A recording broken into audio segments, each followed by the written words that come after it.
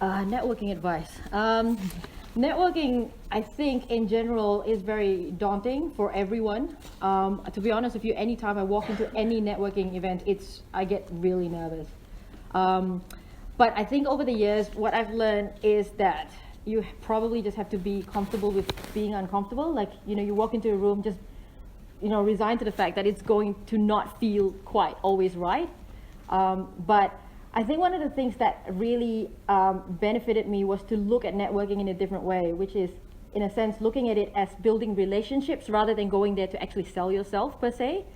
So a lot of opportunities that have come up, and I've been really blessed with this, has come up from relationships that I've built out of, whether it's an event or, a work experience or something. And like fostering, just like, when you have friends, right? You have to take care of your friendship. Like you have to meet them, take them out for coffee, or like make sure that you listen to their problems. And I think quite in the same vein, networking is also the same. You kind of have to find some common ground with people and see how you can add value to them instead of just saying, I want a job from you, or I want something from you. What can you do for them instead? And I feel like looking at it that way makes it less scary, at least for me. Yeah, so I think to overcome the problems you mentioned, like in networking events, is to practice how to introduce yourself.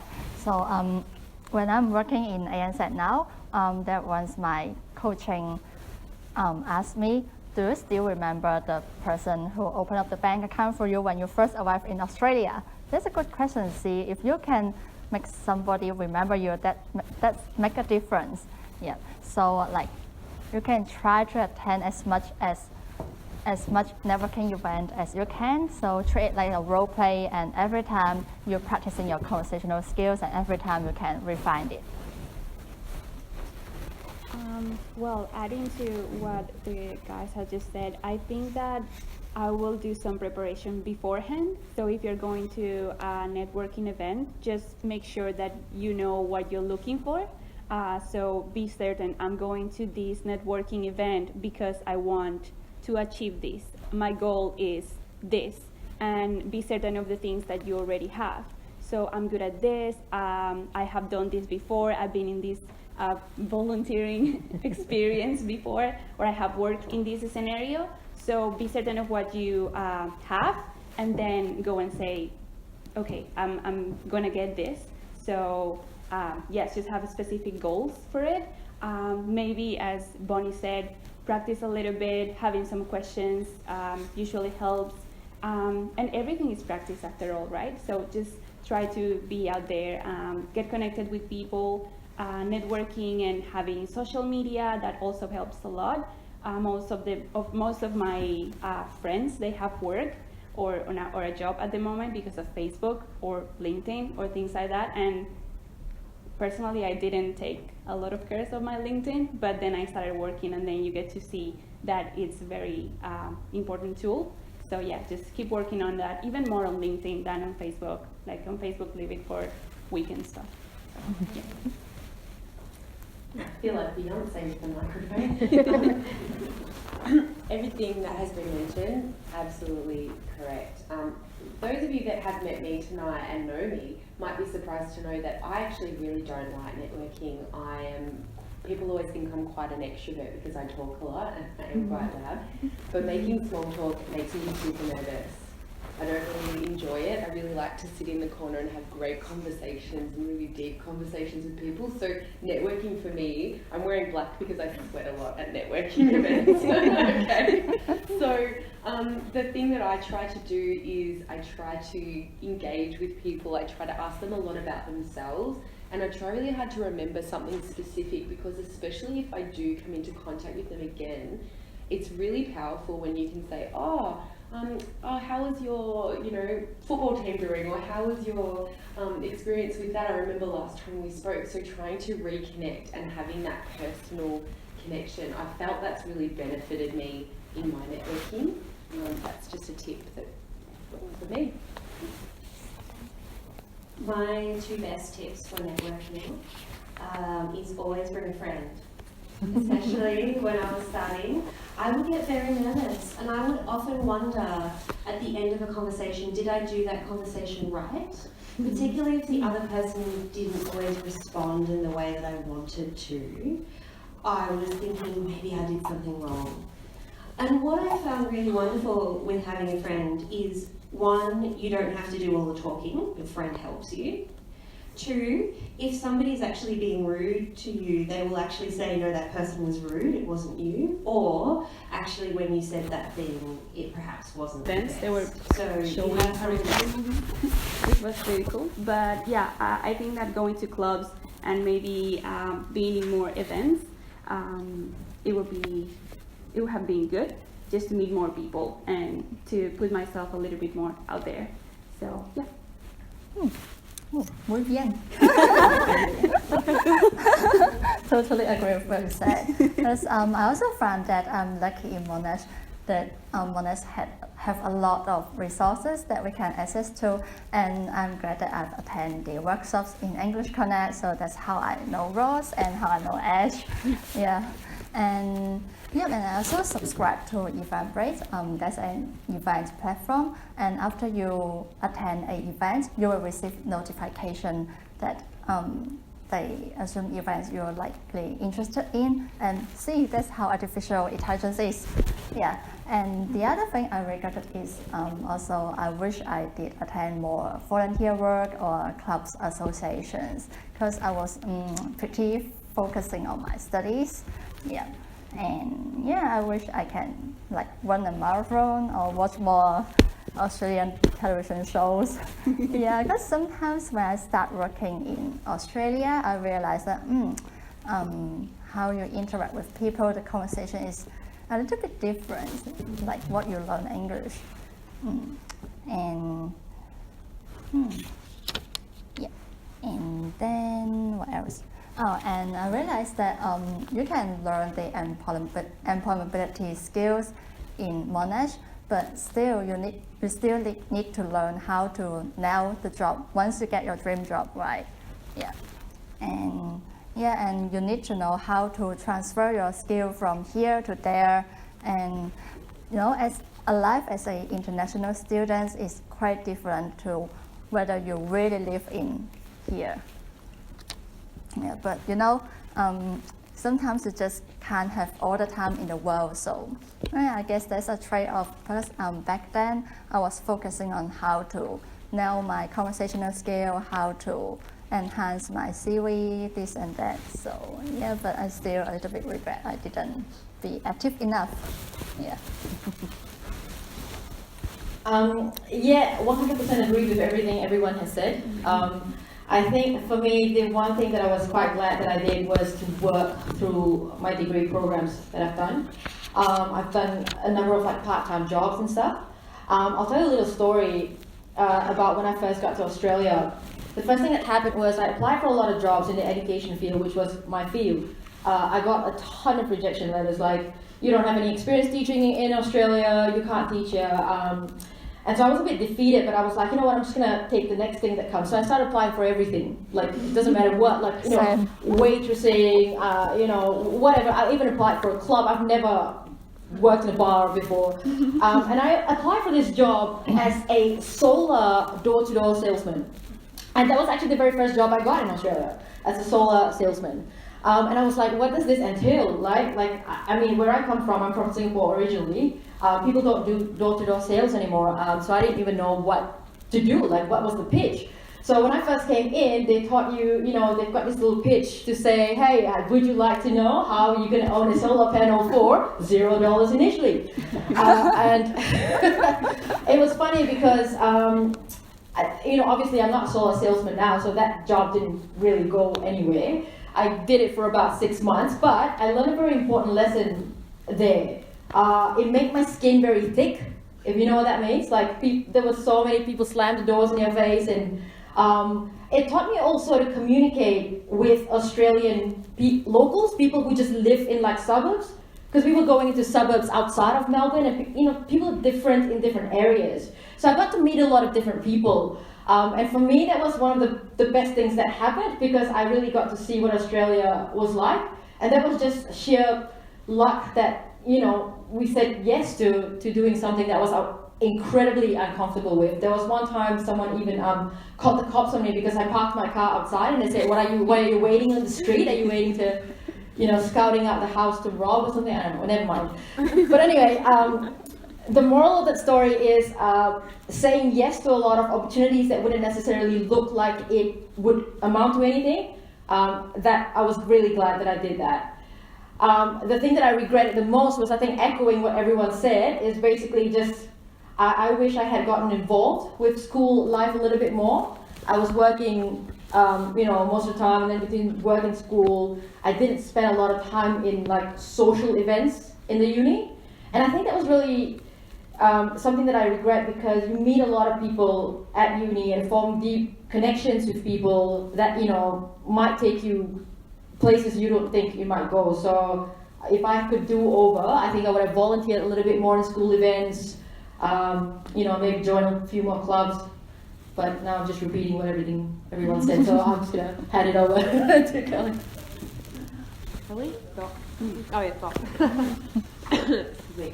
I think one of the things that was the best for me was actually not getting involved in a formal mentoring program, but I actually became quite close to one of my lecturers, not inappropriately so, just putting that out there. But you know, this lecturer was just really passionate about one of my units that I was really interested in, and she just was so pro-education, and you know, she was so you know, she saw things in me, my strengths and skills that I didn't know that I had. And so she was like my unofficial mentor, and she kind of helped give me some really good advice, career advice, because I didn't go and see the careers people when I was at university. So probably my regret would be I didn't do enough research. So I admire the fact that you're all here doing this stuff. Looking for so attenders, you can do that. LinkedIn, and but looking for a job, I definitely recommend Seek. I'm not doing commercials. I'm going to be controversial and disagree with you. And you know, obviously you're looking from your own experience, and I really appreciate that, and I think that we can only really ever do that. But one of the things from my own experience, I'm currently recruiting for students. And one of the things that I'm seeing in resumes that are not tailored, they have not spent enough time making their experiences and their skills relevant to what they are applying for, and they are applying for lots and lots of positions, and I can see that.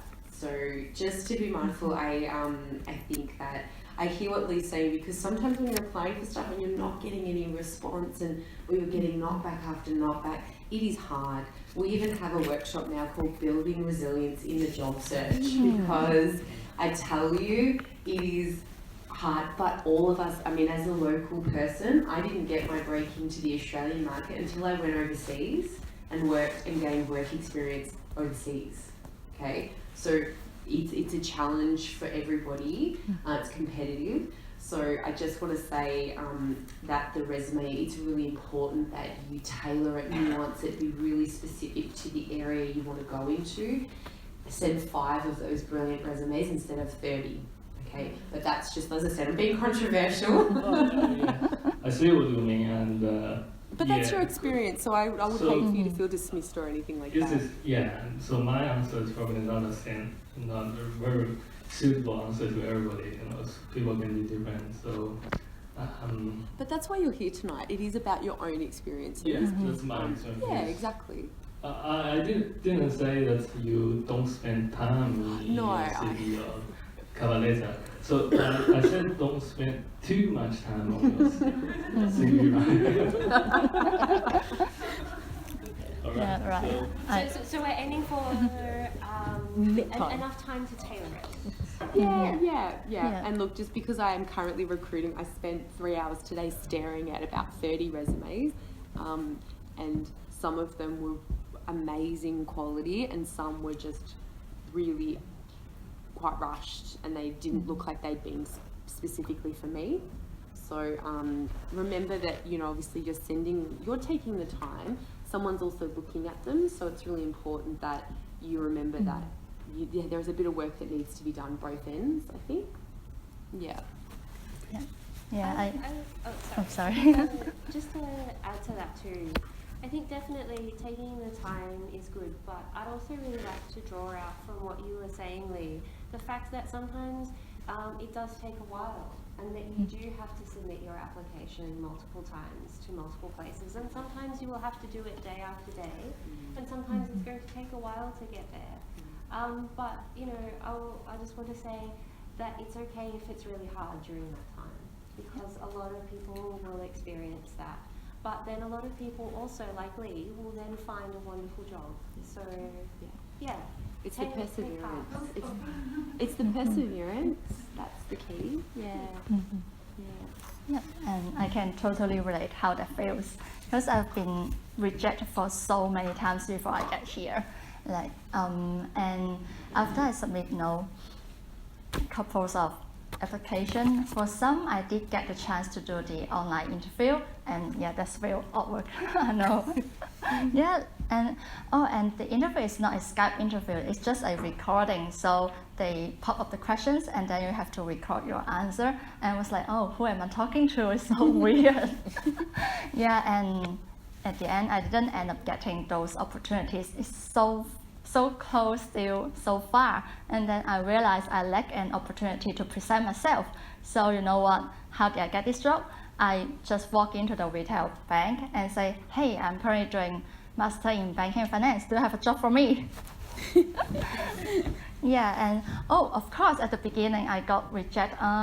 They say, not at the moment, or you can leave your CV with us, we'll get back to you, this and that. And then when I come to this branch, the manager was like, oh yeah, sure, let's have a chat. So the first interview question, what language do you speak? I say, okay, English, Chinese, Cantonese, a little bit French and Spanish. I say, okay, yeah, you're hired. Yeah, but it's not that easy, because before this one, I also come up to the other manager, and she was like, okay, I appreciate your courage to walking into the branch, but I'm being honest with you, your elevator speech is not good enough. Yeah, and then she said, as much as I would like to help you, she referred me to a career agency. Yep, and when I look at the agency profile, and they did help a lot of students, especially students who don't have a visa at the moment. They can train them how to present themselves, how to tailor their CV and get the job that they want. But at the end, I didn't end up going to the agents because I already got this offer and already got my PR. Yes, but yeah, still I'm grateful that that manager is being honest with me, that how I realized how I can improve. Yeah, and the other thing is LinkedIn. Yes, I also use LinkedIn to like step by step build up my career process. Like this event I attend, I can post some reflections, some photos on it, some sharing on it. And maybe for your first job, you won't get it through LinkedIn connection, but when you move from here to there, it may help. Yeah, because like my partner, he was a retail pharmacy manager, but then he has had enough of that. And so he quit his job and then started his own consultation company. So he networked with people from different hospitals and provide solutions for them, do coffee catch up, things like that.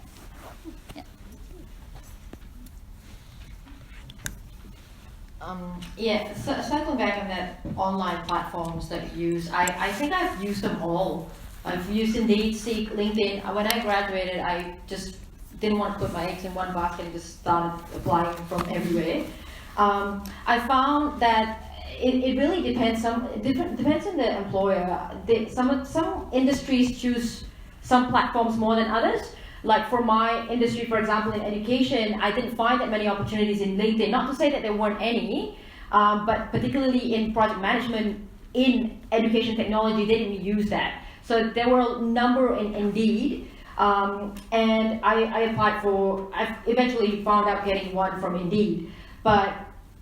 One thing that I did find was that I think there's no one-stop solution to all of this. At the end of the day, like you just have to make sure that you're strategic in what it is and which company you're looking for. Because sometimes my company works in accounts in the States as well, and the way that we recruit for the States is completely different. Like we don't use Indeed, LinkedIn, Seek, or whatever. When we recruit for that wing, we will use LinkedIn or some other platforms. So at the end of the day, doing some research on the company that you're applying for will probably be the most important thing. Like if you had a company in mind that you wanted to work for, maybe look at what their recruitment channels are. Maybe that might work better. Because sometimes they have their own. They've got a platform that they have their own HR portal or something. And then what I find is sometimes they put stuff up on Seek, but then they will look at more of the portal that they have applications from. So yeah, I don't have advice for that, merely just researching, I suppose, on the best way would be to go about. Oh, okay, I have some. Just to remember that sometimes you can find an agency to help you with the job application. During my job application, reach out to many companies and language institutions that they were teaching Spanish. Because when I tried to go for places where they were teaching English, I have not permissions. You need BIT and other things. So I could not get them from Colombia. I still don't think I can get them from here, not all of them. So what I did was just reaching out to these Spanish schools, and I started sending a lot of emails, and they were reaching them at midnight because I was still in Colombia, which is very far away. So at some point, someone actually answered and said, oh yes, we are interested, when can you come over? And I was like, oh, okay, I'm arriving in a month or so to Melbourne. So they agreed to see me. I went there and I got the job, but just because I was looking for it. And I was actually just sending a bunch of CVs. It was not easy. I got rejected for at least 10 of the 24 that I applied, or 25. And the other ones didn't reply ever. So that happens.